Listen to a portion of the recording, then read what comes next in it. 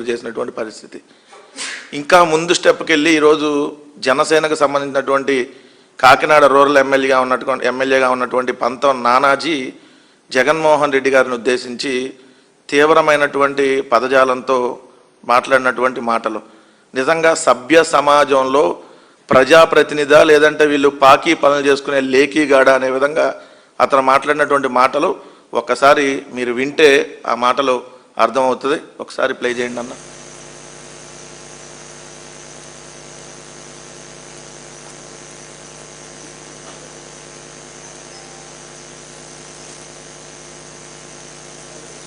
ఇప్పుడు మీరు ఆ వీడియోలో చూస్తుంది కాకినాడ రూరల్ ఎమ్మెల్యే ఈ జిల్లాలోకి వచ్చి ఇక్కడ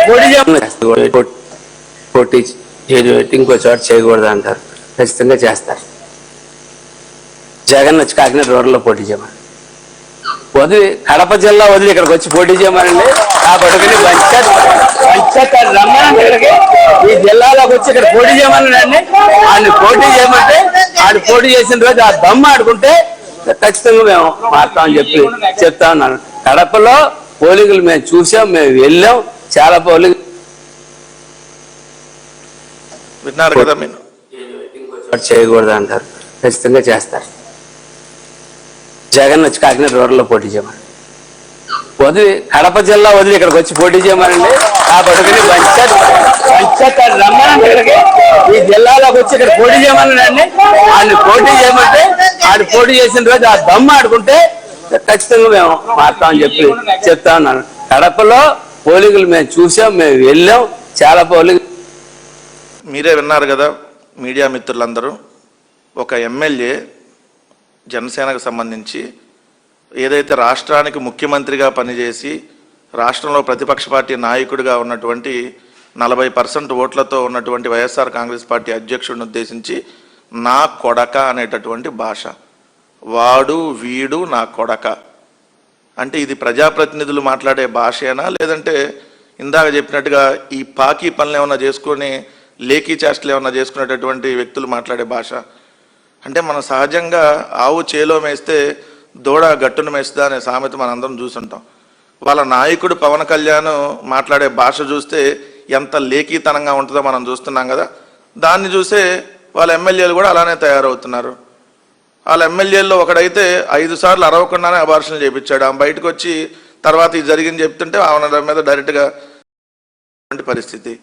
ఈ పంతం నానాజీకి ఇదేమన్నా కొత్త అని అంటే ఇతను అందరికీ నా కొడుకులే, ఒకళ్ళని కాదు. ఇతను దళితుల్ని అలానే అంటాడు. ఎందుకంటే సెప్టెంబర్ 21, 2024 యారా లమ్ డాష్ కొడక చంపేస్తాను నా కొడక అంటూ దళిత వైద్యుడైనటువంటి డాక్టర్ ఉమామహేశ్వరరావు మీద ఇదే జనసేన ఎమ్మెల్యే పంతం నానాజీ వెళ్ళి దాడి చేసి ఏదైతే ఈ బూతులు తిట్టినటువంటి పరిస్థితి.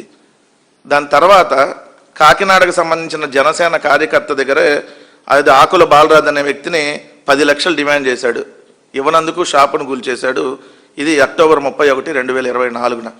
ఇట్లాంటివి చూస్తే ఇలానే మనం చెప్పుకుంటా పోతా ఉంటే మొత్తం మాఫియా రాజ్యం వెళ్తా ఉంది అక్కడ కాకినాడలో జనసేన ఈ ఎమ్మెల్యేగా ఉన్నటువంటి కాకినాడ రూరల్ నియోజకవర్గంలో. అంటే వాళ్ళ నాయకుడికి మరి వాటాలు వెళ్తాయేమో. ఎందుకు నేను ఈ మాట అంటున్నా, సీజ్ ద షిప్ అని పవన్ కళ్యాణ్ ఇదే కాకినాడ వెళ్ళి November 2024 November 29, 2024 seize the ship అన్నాడు. ఇప్పుడు డేట్ అంతా 2026 మనం జూన్లో మాట్లాడుకుంటున్నాం.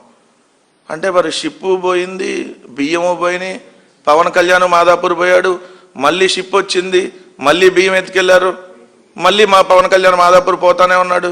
మరి ఏమైంది అంటే డబ్బులు ఇస్తే ఏ లత్కోరు పనులైనా చేస్తారు ఈ ప్రభుత్వంలో ఎమ్మెల్యేలు కానీ మంత్రులు కానీ. మరి లేదంటే షీజ్ ద షిప్ అన్నాక షిప్ ఎట్లా పోయింది? మరి ముందు దాని మీదగా సమాధానం చెప్పాలి. అయినా ఎవరికైనా ఒక సొంత నియోజకవర్గం ఉంటుంది. మీకు సొంత నియోజకవర్గాలు లేవు. మరి పవన్ కళ్యాణ్ సొంత నియోజకవర్గం ఉంటే నర్సాపురంలో పోటీ చేయాలి కదా.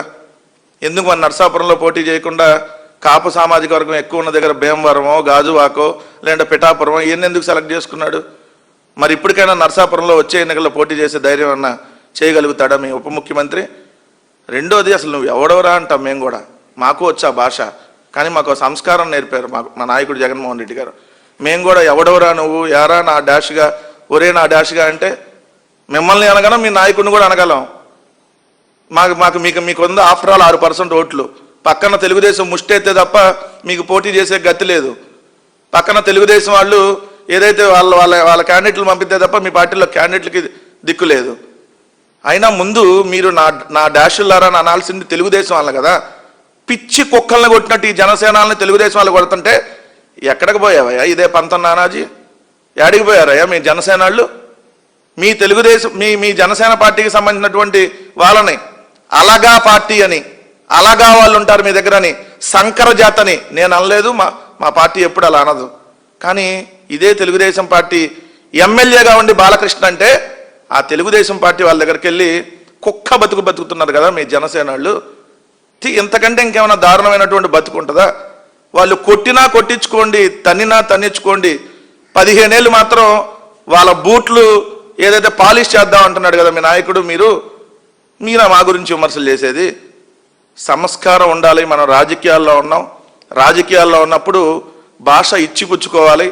అలా కాకుండా ఎలా పడితే అలా మాట్లాడతాం, ఏది పడితే అది మాట్లాడతాం అంటే మా ఆంధ్రప్రదేశ్ రాష్ట్రంలో మహిళల చేత తరిమి కొట్టించేటటువంటి రోజులు దగ్గరలో ఉన్నాయి. అక్కడ దాకా తెచ్చుకోవద్దని చెప్పి వీళ్ళకి చెప్తా ఉన్నాం. రెండోది వచ్చేటప్పటికి వీళ్ళు ఇప్పుడు మాట్లాడినటువంటి ఈ ఎమ్మెల్యే మీద 11 క్రిమినల్ కేసులు ఉన్నాయి. ఇదే పంతం నానాజీ మీద. వీళ్ళ నాయకుడు పవన్ కళ్యాణ్ నోటికి ఏదొస్తే అది అదుపు లేకుండా వాగుతూ ఉంటాడు. ఆయనకు ప్యాకేజ్ ఇస్తారు, ఆ ఇచ్చినప్పుడు ఇక్కడికి వస్తాడు, వాగుతాడు, మళ్ళీ పోతాడు, మళ్ళీ కొన్ని రోజులు నిద్రపోతాడు, మళ్ళీ చంద్రబాబు నిద్ర లేపి ప్యాకేజ్ ఇవ్వగానే మళ్ళీ వస్తాడు, మళ్ళీ తిడతాడు, పోతాడు. నీకంటూ ఒక విధి విధానం ఉందా? నువ్వు ఒక డిప్యూటీ సీఎం అన్న విషయం అసలు మర్చిపోయావా? అసలు డిప్యూటీ సీఎం అన్న విషయం మర్చిపోయి వీధి రౌడీలాగా ఇప్పుడు మీ పార్టీలో ఉన్న వాళ్ళందరూ క్రిమినల్సే కదా. ఇప్పుడు 60 శ్రీధర్ ఇప్పుడు క్రిమినలే కదా. 5 సార్లు అబార్షన్ చేపిస్తే నువ్వు తీసుకొని వెళ్ళి పక్కన కూర్చోబెట్టుకున్నావంటే నువ్వేం అధ్యక్షుడివి? ఇంకోటేమో దొండకాయో బెండకాయో ఉంటాడు తిరుపతిలో కామకిరణ్ అని. వాళ్ళ కామ నైఫ్ వైఫ్ కైఫ్ మొత్తం చూసాం కదా వ్యవహారం. వాళ్ళందరినీ పార్టీ అధికార ప్రతినిధులు. ఈరోజు ఇన్న రాష్ట్రంలో ఇన్ని దారుణాలు జరుగుతుంటే ఒక్కరోజు మాట్లాడడం. విజయవాడలో ఒక దళితుడు సూసైడ్ చేసుకోవడానికి కారణమైనటువంటి సిఐ నాగరాజు ఒక కాపు సామాజిక వర్గానికి సంబంధించినటువంటి యువకుడిని కనీసం బూడిద కూడా ఎక్కడుందో తెలియదు. 43-44 రోజులు అయింది ఇప్పటికి. మరి ఇంత హైదరాబాద్ విజయవాడ అంటే ఆంధ్రప్రదేశ్ రాష్ట్రానికి నడిబొడ్డు. ముఖ్యమంత్రి ఇంటికి కోతబెట్టి దూరంలో ఇవన్నీ జరుగుతూ ఉంటే జగన్మోహన్ రెడ్డి గారు అక్కడికి వెళ్ళకపోతే అసలు ఈ ఇష్యూ ఈరోజు తెలిసేదా ప్రపంచానికి? ఇలాంటివి చూస్తూ ఉంటే ఇంకొకరు కూడా ఆ కేసులో ఇప్పుడు 23 ఇప్పుడు అక్కడ ఇంకొకరు కూడా మీరే చెప్పారు కదా అప్పుడు ఏదైనా తప్పు చేస్తే 2 బెత్తం దెబ్బలేయాలి, అంతకుమించి ఏం చేయకూడదని. మరి ఇప్పుడు ఎవడిచ్చాడు డైరెక్ట్గా కాల్చి పడేయడానికి, డైరెక్ట్గా చిత్రహింసలు గురి చేసి చంపేయడానికి? ముందు నీ శాఖ మీద నువ్వు ఏడిస్తావు. నీ శాఖ మీద నీకు ఏడవటం శాత కాదు.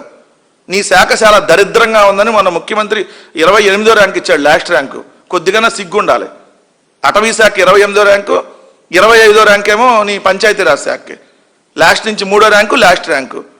అంటే నువ్వు ఎంత ఫెయిల్యూరు అనేది చెప్పకనే చెప్తా ఉన్నారు అక్కడ. రెండోది పత్రికలు రాస్తా ఉన్నాయి. ఇప్పుడు మడ విధ్వంసం, ఇది ఆంధ్రజ్యోతిలో వచ్చింది, ఈ వారంలో వచ్చినటువంటిది, కృష్ణా జిల్లాకు సంబంధించి. మరి మడ విధ్వంసం, మడ అడవులనంతా విధ్వంసం చేస్తుంటే నువ్వు ఏడబడుకున్నావు? మిస్టర్ మాదాపూర్ కళ్యాణ్ గారు అలియాస్ కోడి కళ్యాణ్ అలియాస్ క్రిమినల్ కళ్యాణ్. మరి మడ విధ్వంసం చేసిన అంతు చూడాలి కదా. ఇట్టా అనో లేదంటే ఇట్టా ఏదో చెప్పులు చూపించో ఏదో చూపించి చేయాలి కదా. ఇక్కడ ఇవాళ పత్రికలో వచ్చినటువంటిది. ఎందుకు నిన్న నాకు హోంమంత్రి ఫెయిల్యూర్ అండి అని చెప్పి నేను స్టేట్మెంట్ ఇచ్చాడు కదా. ముందు నీ శాఖలో నువ్వు ఏడిచ్చావని చెప్పి ఈనాడు రాపిచ్చారు నీ భాగవతం గురించి. ఇది నీ పంచాయతీరాజ్ శాఖ, ఇవ్వాలే రాపిచ్చారు. ఇది ఎప్పుడు 3-4 నెలల నుంచి జరుగుతుంది. ఇప్పుడు ఏప్రిల్తోనే పంచాయతీలకు సంబంధించిన సర్పంచుల పదవీ కాలం అయిపోతే అప్పటి నుంచి ఇలానే ఉన్నాయి పంచాయతీలు పరిస్థితించారు. అంటే నీ బతుకు ఎట్లాంటి బతుకో వాళ్ళ దగ్గర ఈ హెడ్డింగ్ చూస్తే అర్థమైపోయింది. మరి ఇవాళ ఎందుకు రాశారు ఇది ఈనాడులో? రాపిచ్చారు. నేను ఈరోజు పడకేసిని తగిలిపోయినా, లేదంటే మోటార్లు కాలిపోయినా, వీధి దీపాలు ఎలకపోయినా, బ్లీచింగ్ పౌడర్ అయిపోయినా దిక్కులేదు ఈరోజు పంచాయతీలకి. నువ్వు మళ్ళీ పంచాయతీరాజ్ శాఖ మంత్రివి. ఊళ్ళో వ్యవహారాలు కాదు, పక్క రాష్ట్రంలో కూడా అన్నీ నీకే కావాలి. ముందు ఏడిస్తావటం చేత కాదు నీ శాఖలో. ఒకటి చెప్తా ఉన్నాను జనసేన పార్టీ వాళ్ళకి, మీరు నోరు అదుపులో పెట్టుకుంటే మంచిది. మీరు నోరు అదుపులో పెట్టుకోకుండా మీరు కానీ మీ నాయకుడు కానీ ఇలానే వీధి రౌడీలాగా పిచ్చి కుక్కల్లాగా ఏది పడితే అది వాగుతాం, ఇష్టం వచ్చినట్టుగా బూతులు తిడతాం, ఇది ఇదనంటే అంతకు మించి మాట్లాడగలం. కానీ రాజకీయాల్లో ఏదైతే పద్ధతిగా ఉండటం మాకు జగన్మోహన్ రెడ్డి గారు నేర్పారు కాబట్టి ఇప్పటికీ కూడా సంయమనంతో మాట్లాడుతూ ఉన్నాం. దయచేసి ఇంకొకసారి ఇలాంటివి రిపీట్ చేస్తే ముందు ఆ పంతం నానాజీ అనేవాడు ఆ నోరు కడుక్కొని ఆ పెనాయిల్తోనో దేనితోనో ముందు వచ్చి క్షమాపణ చెప్పాలి.